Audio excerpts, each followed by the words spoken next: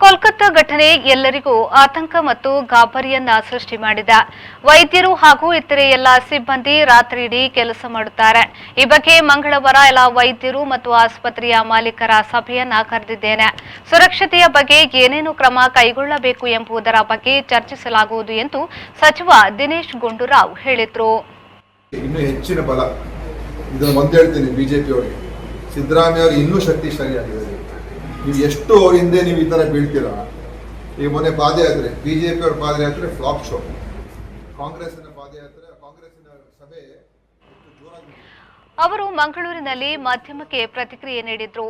ಇವತ್ತು ಒಪಿಡಿ ಮಾತ್ರ ಬಂದಿದ್ರು, ಅಗತ್ಯ ಸೇವೆ ಇರಲಿದೆ. ಪ್ರತಿಭಟನೆ ಸರಿಯಲ್ಲ ಎಂದು ಹೇಳಲ್ಲ. ಒಳ್ಳೆಯ ಉದ್ದೇಶದಿಂದ ಪ್ರತಿಭಟನೆ ಮಾಡುತ್ತಿದ್ದಾರೆ. ಕೆಲಸ ಮಾಡಲು ಭಯದ ವಾತಾವರಣ ಇರಬಾರದು.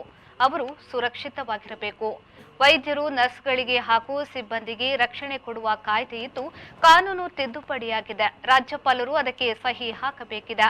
ಸುರಕ್ಷಿತ ಹಾಗೂ ಭದ್ರತೆಯ ಬಗ್ಗೆ ನಾವು ಚಿಂತಿಸುತ್ತಿದ್ದೇವೆ ಎಂದು ಸಚಿವ ದಿನೇಶ್ ಗುಂಡೂರಾವ್ ಹೇಳಿದರು. ಪಕ್ಷ ನಮ್ದಿದೆ ಕರ್ನಾಟಕದಲ್ಲಿ, ಆಯ್ತಾ? ಅದರಿಂದ ಇದನ್ನು ನೀವು ಈ ರೀತಿಯಾದಂತಹ ಒಂದು ಕುಟಿಲ ರಾಜಕಾರಣ, ಈ ಕೆಳಮಟ್ಟದ ರಾಜಕಾರಣ, ಭಾರತೀಯ ಜನತಾ ಪಾರ್ಟಿ ಅನೈತಿಕ ಮತ್ತು ಯಾವುದೇ ಒಂದು ಅಧರ್ಮದ ಕೆಲಸಗಳನ್ನ ಇವತ್ತು ಭಾರತೀಯ ಜನತಾ ಪಾರ್ಟಿ ಮಾಡ್ತಾ ಇದೆ. ಅದು ಇವತ್ತು ಸ್ಪಷ್ಟ ಆಯಿತು. ಯಾವ ರೀತಿಯಾಗಿ ಬೇರೆ ಬೇರೆ ರಾಜ್ಯಗಳು ಮಾಡಿಕೊಟ್ಟಿದ್ದಾರೆ, ಅದೇ ರೀತಿ ಕರ್ನಾಟಕದಲ್ಲೂ ಕೂಡ ಅದೇ ರೀತಿ ಮಾಡ್ತಾ ಇದ್ದಾರೆ. ಏನೂ ಇಲ್ಲ ಆ ಕೇಸ್ನಲ್ಲಿ, ಅದಕ್ಕೋಸ್ಕರ ನೀವು ಸ್ಯಾಂಕ್ಷನ್ ಕೊಡ್ತೀರಾ ಅಂತ ಹೇಳಿದ್ರೆ ಇದು ದೊಡ್ಡ ಕಾನ್ಸ್ಪಿರಸಿ ನಡೀತಾ ಇದೆ. ಹೇಗಾದ್ರೂ ಮಾಡಿ ಸಿದ್ದರಾಮಯ್ಯ ಅವರನ್ನು ಮುಗಿಸ್ಬೇಕು ಅಂತ ದೊಡ್ಡ ಕಾನ್ಸ್ಪಿರಸಿ ಇವತ್ತು ಕೇಂದ್ರ ಸರ್ಕಾರ, ಬಿಜೆಪಿ ಮತ್ತು RSS ಅವರು ಮಾಡ್ತಾ ಇದ್ದಾರೆ. ಇದನ್ನ ನಾವು ಎದುರಿಸ್ತೀವಿ. ನಮ್ಗೆ ಯಾವ ಭಯ ಭೀತಿ ಇಲ್ಲ. ಇನ್ನೊಂದು ಪಾದಯಾತ್ರೆಗೆ ಅದ್ರ ಮಾಡಿ ಮೊನ್ನೆ ಪಾದಯಾತ್ರೆಯನ್ನು ನೋಡ್ದೋ ಏನೇನಾಯ್ತು ಅಂತ. ಈಗ ವಿಜೇಂದ್ರ ಕುರ್ಚಿನಿ ಅಲ್ಲಾಡ್ತಾ ಇದೆ, ಇನ್ನೇನು ನಡೀತದೋ ಗೊತ್ತಿಲ್ಲ, ಆಯ್ತಾ? ಅವ್ರು ಮಾಡ್ಲಿ, ರಾಜಕೀಯ ಮಾಡ್ಲಿ, ಪಾದಯಾತ್ರೆಗಳು ಮಾಡ್ಲಿ, ಹೋರಾಟ ಮಾಡ್ಲಿ, ಆದ್ರೆ ನೀವು ನೇರವಾದಂಥ ರಾಜಕಾರಣ ಮಾಡಿ, ಮಾಡಿ. ಈ ತರದ ನೀವು ಷಡ್ಯಂತ್ರ, ಕಾನ್ಸ್ಪಿರಸಿ, ಅಧಿಕಾರ ದುರುಪಯೋಗ, ಸಂವಿಧಾನ ಬಾಹಿರವಾಗಿ ನೀವು ಒಬ್ಬರಿಗೆ ತೊಂದರೆ ಕೊಡಬೇಕು, ಅವ್ರಿಗೆ ಒಂದು ರೀತಿ ಅವರಿಗೆ ಎಲ್ಲ ರೀತಿ ಅಗೌರವ, ಅವಮಾನ ಮಾಡಬೇಕು ಅಂತ ನೀವು ಹೊಡ್ತೀರಲ್ಲ, ಇದು ನಿಮ್ಗೆ ತಿರುಗುಮಾನ ಆಗ್ತದೆ. ನಮಗೆ ಯಾವುದೇ ಭಯ ಭೀತಿ ಇಲ್ಲ. ನಾವು ಇದನ್ನ ಎದುರಿಸ್ತೀವಿ, ಗೆಲ್ತೀವಿ. ಇನ್ನೂ ಹೆಚ್ಚಿನ ಒಂದು ನಮ್ಮ ಒಗ್ಗಟ್ಟಿನೂ ಹೆಚ್ಚಾಗ್ತದೆ. ಕಾಂಗ್ರೆಸ್ ಇದು ಒಂದು ರೀತಿ ಇನ್ನೂ ಹೆಚ್ಚು ಶಕ್ತಿ ಕೊಡುವಂತ ಒಂದು ಘಟನೆ ಇವತ್ತು ನಡೆದಿದೆ ಅಂತ ನಾನು ಹೇಳಕ್ ಬಯಸ್ತೀನಿ. ಕೇಸೇ ಬೇರೆ. ಯಡಿಯೂರಪ್ಪ ಅವ್ರ ಮೇಲೆ ಲೋಕಾಯುಕ್ತ ಸಂತೋಷ್ ಹೆಗಡೆ ಅವರೇ ಡ್ಯಾಮ್ನಿಂಗ್ ಇಂಡೈಕ್ಮೆಂಟ್ ವರ್ಡಿಕ್ಟ್ ಅನ್ನ ಅವರ ಒಂದು ರಿಪೋರ್ಟ್ ಅಲ್ಲಿ ಇತ್ತು, ಇವರು ತಪ್ಪು ಮಾಡಿದ್ದಾರೆ ಅಂತ, ಆಯ್ತಾ? ಆಮೇಲೆ ಅವರ ಏನೋ ಒಂದು ಬಹಳಷ್ಟು ಅದ್ರ ಬಗ್ಗೆ ವರದಿಗಳು ಹೊರಗೆ ಬಂದಿತ್ತು, ಯಾವ ರೀತಿಯ ತಪ್ಪು ಮಾಡಿದ್ದಾರೆ ಅಂತ. ಇನ್ವೆಸ್ಟಿಗೇಷನ್ ಕೂಡ ನಡೀತಾ ಇತ್ತು. ಆಮೇಲೆ ಪ್ರಾಸಿಕ್ಯೂಷನ್ ಕೇಳಿದಾಗಲೂ ಕೂಡ ಗವರ್ನರ್ ಅವರು ಬಹಳಷ್ಟು ಸಮಯ ತೆಗೆದುಕೊಂಡು ಆಮೇಲೆ ತೀರ್ಮಾನ ಮಾಡಿ ಅದರಲ್ಲಿ ಬಹಳಷ್ಟು ವಿಷಯಗಳಿದೆ ಅಂತ ಗೊತ್ತಾದ್ಮೇಲೆ ಕೊಟ್ಟಿರುವಂಥದ್ದು. ಇದಕ್ಕೂ ನೀವು ಯಡಿಯೂರಪ್ಪನವ್ರಿಗೂ ಸಿದ್ದರಾಮಯ್ಯ ಹೋಲಿಕೆ ಮಾಡೋಕ್ಕಾಗಲ್ಲ, ಗೊತ್ತಾಯ್ತಲ್ಲ? ಯಡಿಯೂರಪ್ಪನವರು ಅತ್ಯಂತ ಭ್ರಷ್ಟ ಮುಖ್ಯಮಂತ್ರಿ. ಈ ಅತ್ಯಂತ ಭ್ರಷ್ಟಾಚಾರ ಮಾಡಿದ್ದಕ್ಕೋಸ್ಕರ ಅವ್ರು 2 ಬಾರಿ ಕಿತ್ತಾಕಿದ್ರು ಬಿಜೆಪಿ ಅವರೇ, ಆಯ್ತಾ? ಸೊ ಅವ್ರನ್ನ ಇವ್ರು ಕಂಪೇರ್ ಮಾಡಲಿಲ್ಲ. ಒಂದು ಎರಡನೇದು, ಇಲ್ಲಿ ಯಾವ ತಪ್ಪು ಮಾಡಿದ್ದಾರೆ ಸಿದ್ದರಾಮಯ್ಯ ಅವರು? ಏನು ತಪ್ಪು ಮಾಡಿದ್ದಾರೆ? ಯಾವ ಒಂದು ಅವ್ರ ಅಧಿಕಾರ ದುರ್ಬಳಕೆ ಮಾಡಿದ್ದಾರೆ? ಅವ್ರ ಅಧಿಕಾರದಲ್ಲಿ ಇರಲಿಲ್ಲ. ಅವರು ಖರೀದಿ ಮಾಡಿರುವಂಥ ಜಾಗ ಮೂಡ, ಅದು ಬಿಜೆಪಿ ಸರ್ಕಾರ ಇದ್ದಾಗ, ಮೂಡ ಬಿಜೆಪಿ ಅಧ್ಯಕ್ಷ ಇದ್ದಾಗ, ಬಿಜೆಪಿ ಮಂತ್ರಿ ಇದ್ದಾಗ ಮೂಡ ಪಾಲಿಸಿನ ಬಿಜೆಪಿಯವರೇ ಬದಲಾವಣೆ ಮಾಡಿ ಅವ್ರ ಸರ್ಕಾರದಲ್ಲಿ ಕೊಟ್ಟಿರ್ತಕ್ಕಂಥ ಜಾಗ. ಯಾವ ಒಂದು ತಪ್ಪು ಮಾಡಿದ್ದಾರೆ ಇಲ್ಲಿ?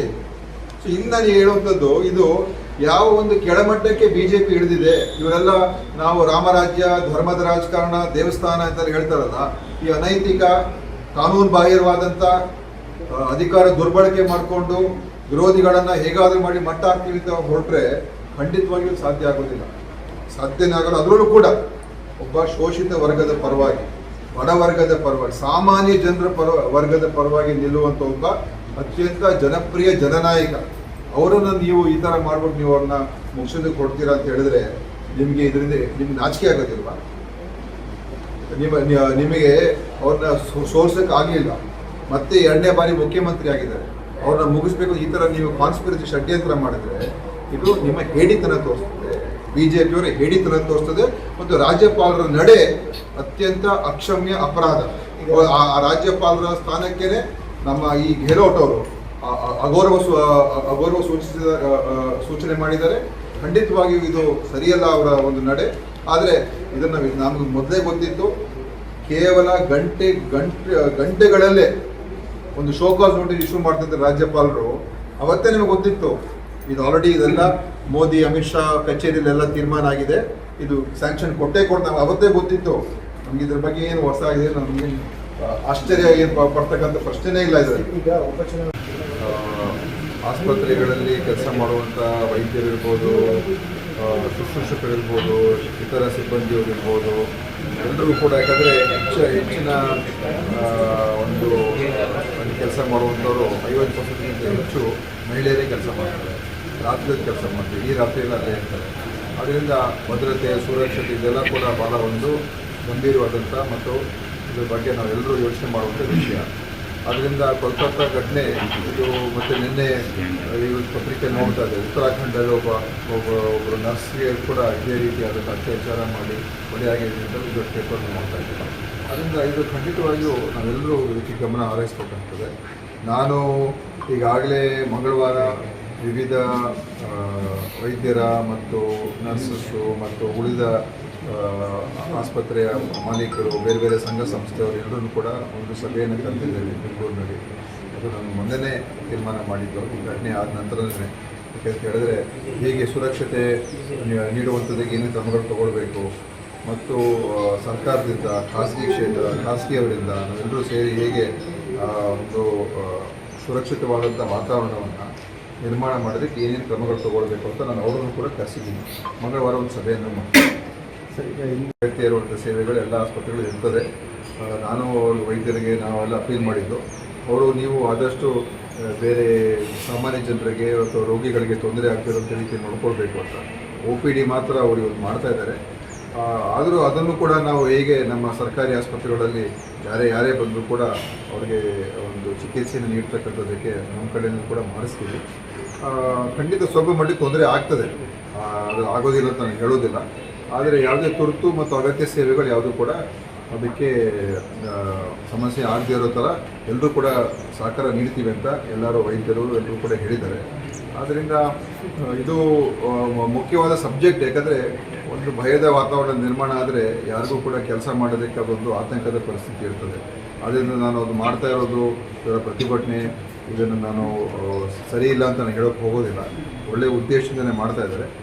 ಕರೆದು ಅವರ ಅಭಿಪ್ರಾಯಗಳು ಏನೇನು ಮಾಡಬೇಕು, ಹೇಗೆ ಮಾಡಬೇಕು, ಕಾನೂನುಗಳು ಏನಾದರೂ ಬದಲಾವಣೆ ತರಬೇಕಾ ಅಥವಾ ಬೇರೆ ಇನ್ನೇನೇನು ನಾವು ಇದಕ್ಕೆ ಪ್ರೋಟೋಕಾಲ್ಗಳನ್ನು ಹಾಕೋಬೇಕು, ಒಂದು ಆಸ್ಪತ್ರೆಯಲ್ಲಿ ಸುರಕ್ಷತೆಗೆ ಏನೇನು ವ್ಯವಸ್ಥೆಗಳು ಇರಬೇಕು ಮತ್ತು ಬೇರೆ ಯಾವ ಥರ ಒಂದು ಕ್ರಮಗಳು ತಗೊಳ್ಬೇಕು ಅದೆಲ್ಲವನ್ನು ನಾನು ಚರ್ಚೆ ಮಾಡಿ ಕಾನೂನಿನ ಈಗ ಮೊನ್ನೆ ನಾನು ತಿದ್ದುಪಡಿಯನ್ನು ಮಾಡಿದ್ದೇವೆ. ಇನ್ನೂ ರಾಜ್ಯಪಾಲರ ಅದಕ್ಕೆ ಸಹಿ ಹಾಕಬೇಕು ಅಂತ ಕಾಣ್ತದೆ. ಆ ತಿದ್ದುಪಡಿ ಪ್ರಕಾರ ಈಗ ಎಲ್ಲ ವೈದ್ಯರಿಗೆ, ನರ್ಸ್ಗೆ, ಸಿಬ್ಬಂದಿಯವರಿಗೆ ಯಾರೂ ಕೂಡ ಬಂದು ಹೆದರಿಸಬಾರ್ದು, ನಿಂದಿಸಬಾರ್ದು, ಬೈಬಾರ್ದು. ಯಾರೇ ಆ ಥರ ಮಾಡಿದ್ರೆ ಅದನ್ನು ಫೋನ್ಗಳಲ್ಲಿ ರೆಕಾರ್ಡ್ ಮಾಡೋದು ಮತ್ತು ಅದನ್ನು ಸೋಷಿಯಲ್ ಮೀಡಿಯಾದಲ್ಲಿ ಹಾಕೋದು, ಅವ್ರಿಗೆ ಅವಮಾನ ಮಾಡುವಂಥ ಕೆಲಸಗಳು ಮಾಡಿದ್ರೆ ಅವ್ರಿಗೆ ತೀವ್ರವಾದಂಥ ಏನು ಕಾನೂನಲ್ಲಿ ಇದಿದೆ ಕ್ರಮಗಳು ತಗೊಳ್ಬೇಕು. ಮುಖ್ಯಮಂತ್ರಿನ ಈಗಾಗಲೇ ಮೊನ್ನೆ ಮೈಸೂರಿನಲ್ಲಿ ನಾವು ಸ್ಪಷ್ಟವಾಗಿ ಹೇಳಿದ್ದೇವೆ, ಅವರು ಜಗ್ಗೋದು ಇಲ್ಲ, ಬಗ್ಗೋದು ಇಲ್ಲ. ಆಯಿತಾ? ಇಂಥ ಒಂದು ಷಡ್ಯಂತ್ರಗಳು, ಈ ಕೀಳ ಮಟ್ಟದ ನೀಚ ರಾಜಕಾರಣ ಭಾರತೀಯ ಜನತಾ ಪಾರ್ಟಿ ಇಡೀ ದೇಶದಲ್ಲೇ ಮಾಡ್ತಾ ಇದೆ. ಮೊನ್ನೆ ಚುನಾವಣೆಯಲ್ಲಿ ಸ್ವಲ್ಪ ಮಟ್ಟಿಗೆ ಅವ್ರ ಪಾಠ ಕಲ್ತಿದಂತ ನಾವು ಅಂತ ಅವ್ರಿಗೆ ಕಲ್ತಿರ್ಬೋದು ಅಂತ ನಾವು ಅಂದ್ಕೊಂಡಿದ್ವಿ. ಆದರೆ ಅದೇ ಅವರ ಗುರುನಡೆ ಇನ್ನೂ ಕೂಡ ಮುಂದೆ ಸಾಗ್ತಾ ಇದೆ. ಜನ ಇವತ್ತಿನ ದಿವಸ ತಕ್ಕ ಉತ್ತರ ಕೊಡ್ತಾರೆ. ಒಬ್ಬ ಚುನಾಯಿತ ಮುಖ್ಯಮಂತ್ರಿನ, ಒಂದು ಚುನಾಯಿತ ಸರ್ಕಾರವನ್ನು ಅಸ್ಥಿರಗೊಳಿಸಬೇಕು. ಹೇಗಾದರೂ ಮಾಡಿ ಅವರಿಗೆ ಅವಮಾನ, ಅಗೌರವ ಸೂಚಿಸಬೇಕು. ಈ ಒಂದು ಕೇಸ್ನಲ್ಲಿ ಏನೂ ಆಗೋದಿಲ್ಲ. ನಾವು ಕಾನೂನಿನ ಹೋರಾಟ ಮಾಡ್ತೀವಿ ಮತ್ತು ಈ ಕೀಳ ಮಟ್ಟದ ಭಾರತೀಯ ಜನತಾ ಪಾರ್ಟಿಯ RSSನ ರಾಜಕಾರಣ ಇದೆಲ್ಲ, ಇದು ದೇಶದಿಂದ ಹೋಗಲಾಡಿಸಬೇಕು. ಇದು ಇವತ್ತಿನ ಜನರು ಕೂಡ